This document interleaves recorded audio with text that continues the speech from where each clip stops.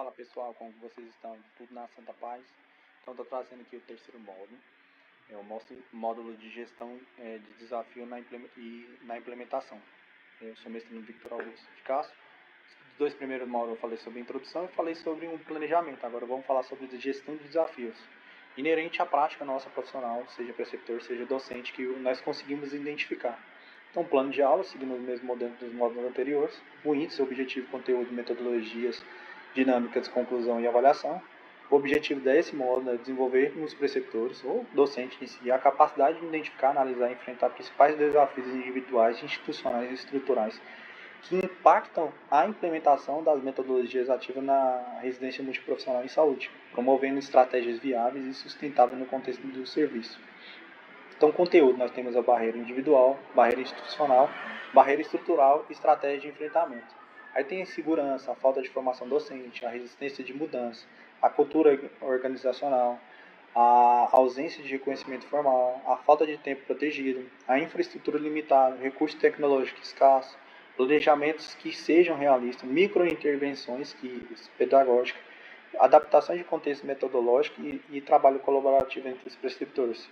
A metodologia que eu utilizei lá foi a metodologia em pequenos grupos, e aí eu venho estruturando elas. Nós temos a metodologia para pequenos grupos, duplas e trios, que são ideais para discussões rápidas e atividades informais, garantindo que todos participem. Grupos de 3 a 5 alunos é o tamanho recomendado para projetos de aprendizagem cooperativas.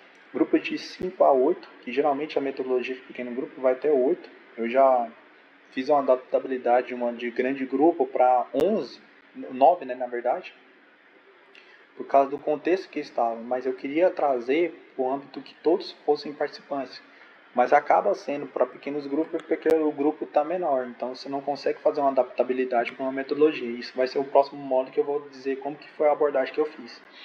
Então aqui ela funciona para discussões mais rápidas, né, até 8, e existe uma metodologia que chama Snowball também, uma metodologia ativa chamada Snowball, e tem uma metodologia científica também chamada Snowball. A Snowball metodológica, a metodologia científica, ela planta sementes, e nessas sementes que são plantadas, geralmente vai de 5 a 10 pessoas inicialmente, elas vão fazendo o convite para que outras pessoas venham participar, pessoas que têm essa proximidade, entendeu? Então é bem bacana. Já na metodologia ativa, é uma estratégia que começa em duplas, evolui por quartetos e ela termina com 8. Ela é uso para consenso. Então, por exemplo, sua turma é até 8 pessoas, você consegue fazer um consenso por meio desse grupamento de pessoas que tem ali, dependendo da proposta que você tem.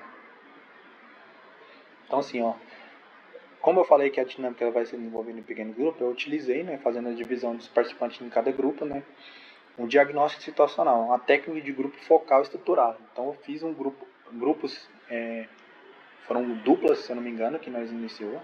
Nesse dia estavam presentes, acho que foi 9 preceptores, e eu consegui fazer essa divisão. E a cada grupo respondia quais são os 3 principais obstáculos para aplicar a metodologia ativa na realidade. O primeiro, que foi ilustrado como maior dificuldade, é a gestão do tempo.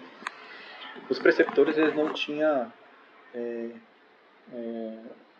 tempo suficiente para fazer o uso da aplicabilidade de metodologia ativa. Ou porque não tinha um gerenciamento do tempo, que essa era uma dificuldade, que isso é pertinente a qualquer lado de estrutural, principalmente porque às vezes você tem que atender a demanda da prática e a parte onde que você queria estruturar uma aula que fosse de metodologia ativa, às vezes você não consegue. E aí eu trouxe alguns elementos, o pessoal foi conseguindo identificar que você pode fazer uma aula expositiva dialogada igual os módulos que eu estou apresentando aqui para você, e no final trazer uma gamificação ou qualquer outra coisa que seja para fazer o reforço e trazer o protagonismo para o aluno em si. Entendeu? Você pode fazer essa aula meio a meio, ou você pode fazer essa intervenção do Flipped Classroom e depois desenvolver uma gamificação. Você pode fazer nesse sentido. Eu trouxe isso para os alunos também, para os preceptores lá. Mas isso pode ser uma demanda também a nível de tutoria e outras instâncias, dependendo do cenário que cada um está vivendo. Foi a gestão do tempo, a questão do tempo de assistência, né, condizente com aquilo que é a aplicabilidade. E foram vários elementos, né? E aí eu trouxe um estudo de caso problematizador. O preceptor da residência multiprofissional em saúde relata que não utiliza o PBL, porque não tem tempo. Os residentes demonstram desinteresse e a coordenação prioriza métodos existenciais, que é uma realidade em cada instituição de saúde em si. Por quê? Porque as metas existenciais geram indicadores geram o número de atendimento X e o número de atendimento talvez faz com que o usuário seja atendido. Aí eu não entro no mérito entre qualidade do tempo de atendimento e qualidade do serviço sendo prestado, entendeu? Eu entro mais no sistema de que ser atendido, será o que é o suficiente? Será que eu atendi os princípios do SUS, né? Principalmente os princípios do artigo 196, que vai falar sobre a questão da integralidade do serviço? Será que eu consegui entender? E aí entra o outro gerenciamento que foge da nossa alçada, a equidade em saúde, que vai falar sobre justiça social. Então eles identificaram os tipos também, o que era individual, o que era institucional, o que era estrutural, propôs soluções viáveis de baixo custo e definiu algumas metas de implementação de pouco a pouco, entendeu? Com quem conversar, como conversar, com quem que eu poderia resolver, levar uma proposta. Antes não tinha as propostas que já estavam sido elencadas, só trouxe as dificuldades. Então, alguns ambientes corporativos, ainda mais em saúde, que temos a questão das organizações sociais em saúde, elas trabalham muito com, se você está levando o problema, leva também a solução, entendeu? Então, hoje em dia tem muito essa linguagem, e às vezes é uma linguagem que a pessoa não consegue ter o tempo para elaborar a proposta, porque o tempo que ela está fazendo, ela está na assistência, então gera esse conflito. E essas soluções viáveis de baixo custo são estratégias que talvez na proposta da organização social em saúde você consegue desenvolver dependendo daquilo que está sendo proposto. Eu preciso de um computador para desenvolvimento, é um valor que é gasto. E aí, será que isso é de baixo custo? Não, eu preciso que tire que o meu número de atendimento seja diminuído pelo menos um a cada período, para que eu tenha um tempo a mais com o residente que eu possa fazer uma proposta, ou engajar ele, ou trazer a parte teórica, ou desenvolver uma prática que ainda não foi visualizada conforme a supervisão que está sendo feita naquele momento, entendeu? Aí depois disso, eles criaram um plano de ação, com desafio identificado, estratégia ativa possível, tempo necessário, indicador simples. E aí fizemos uma roda compartilhada, uma roda de compartilhamento, que aí utiliza o que o Paulo Freire usa, né, que é o círculo de cultura, que é socializar soluções, estimular apoio coletivo e fortalecer identidade docente. Então o círculo de cultura traz o que Paulo Freire diz no livro dele, nos livros dele, né, tem tanto a pedagogia da autonomia como a pedagogia do oprimido, né? Então, Paulo Freire se faz necessário o empoderamento do sujeito, que é a libertação do oprimido, mas o diálogo, seja ele entre o docente e o discente, ou entre o enfermeiro e o usuário, ou entre a equipe interprofissional, precisa ser horizontalizado, pois não existe quem mais sabe ou menos entende, mas sim os saberes diferentes que necessitam ser compartilhados, havendo uma responsabilidade em que está no papel de ensinar a aprender, pois educar é um ato político. Isso aqui é fundamental para entender que pode ser que eu não entenda o contexto que daquele residente ou daquele aluno está tendo, mas ele pode não saber daquele conteúdo completo que você conhece sobre a prática experiencial que você tem a mais daquele residente. Mas os saberes eles podem ser compartilhados de uma vivência que talvez ele traga lá da casa dele, ou de uma experiência exitosa em um outro ambiente, de um outro hospital, ou de um outro ambulatório. Ele pode integrar.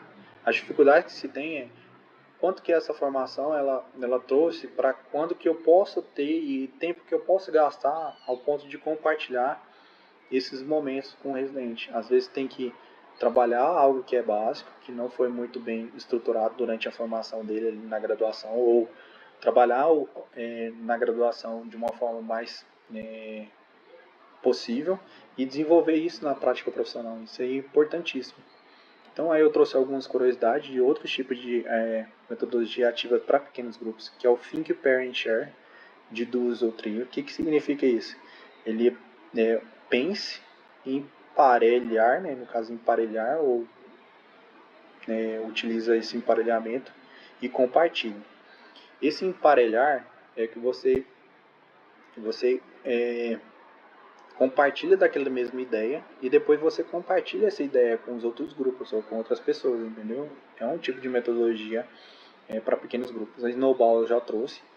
O Gallery Wall, que é o flipchart e os cartazes, são aquelas estruturas que, igual, por exemplo, você propôs já uma atividade onde que eles vão fazer algum produto técnico, seja um cartaz, ou fez uma metodologia para grandes grupos ali, que foi o Flip 66, e aí o Gallery Walk, esses cartazes eles viram como formas de metodologia para o quê?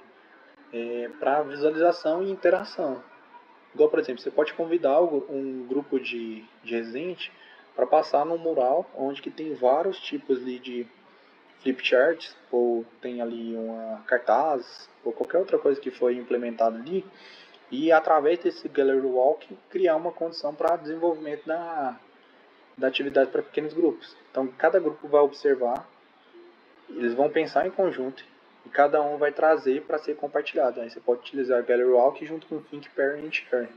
E depende muito da capacidade que você tem. Então, explorar e comentar essas ideias.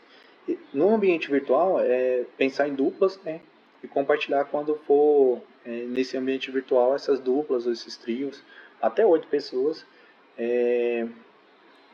Você pode utilizar o Gallery Walk não só para esse contexto, mas pode se utilizar para os slides também, entendeu? Fazer uma modificação entre o cartaz e o flipchart e utilizar o flipchart online, talvez, em um ambiente virtual, que são estratégias. O Jigsaw é outro, né, que é o quebra-cabeça, aprendendo em partes, cada um vem colaborando para juntar as partes disso aí. Essa metodologia ela é fantástica, eu vi uma vez só sendo estruturado num ambiente simulado, que ali tinha uma caixinha. Na verdade, cada grupo tinha a sua caixinha e depois do desenvolvimento teórico, para abrir aquela caixa, tinha a prática. Então, assim, o Jigsaw ele ajuda muito esse quebra-cabeça. Você pode dividir os grupos também de 2 e cada um fica responsável. Eu até citei para os meninos que cada um pode ser um capítulo. É tipo um livro completo, vamos supor, um livro bem curto, né? Ali tem 4 capítulos e cada um fica responsável por um capítulo. Vamos supor que uma das partes, uma parte verde, é o capítulo 1, a parte vermelha. O capítulo 2, a parte azul. O capítulo 3, a parte amarela. Capítulo 4. E aí depois você junta, você tem um aprendizado daquele conteúdo que foi proposto. Bem legal. Então, a conclusão, a metodologia ativa não exige estrutura complexa. A maior barreira é cultural. Pela nossa formação em si, porque ela foi tradicional, dependendo como for, ou os professores que estiveram nessa formação tiveram dificuldade para trabalhar esses tipos de estratégia. Os preceptores são agentes de estratégia da transformação na residência multiprofissional em saúde.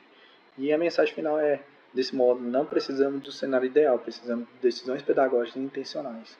Então faz total diferença. Então as avaliações, né, de ação e avaliação e as referências. O próximo é o último módulo, o módulo vai ser aprendizado para grandes grupos. Eu fiz adaptativo, não tinha 20 a 30 alunos, e lá nós falaremos sobre isso.